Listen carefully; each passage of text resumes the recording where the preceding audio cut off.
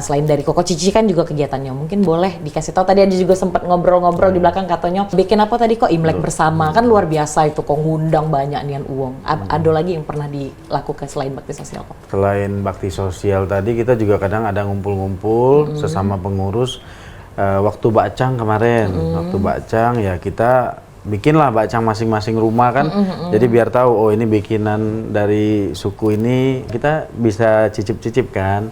Sekalian juga buat kumpul-kumpul kebersamaan dan mempererat silaturahmi juga. Betul. Ya, Kalau Imlek biasanya tahun-tahun lalu kita juga ada Imlek bersama ya, sebelum Covid waktu itu pernah dirayain di PSCC waktu itu dekat sebelah Palembang Icon ya. Itu mengundang lebih dari 5.000 orang itu Tionghoa yang ngumpul di situ. Dan itu diundang for free ya kok ya? Iya, Imlek kita undangnya free, khusus untuk yang ngerayain Imlek ya, kumpul di sana. Jadi seluruh suku Tionghoa ya diundang gitu loh. Waktu itu kita bagi undangan ke masing-masing. Bayangin lah kalau ngundang sampai sekian ribu itu repotnya seperti apa kan. Jadi timnya benar-benar ya hebat lah kalau saya bilang. Tapi hati puas dan bahagia ya kok ya, karena membahagiakan semua orang.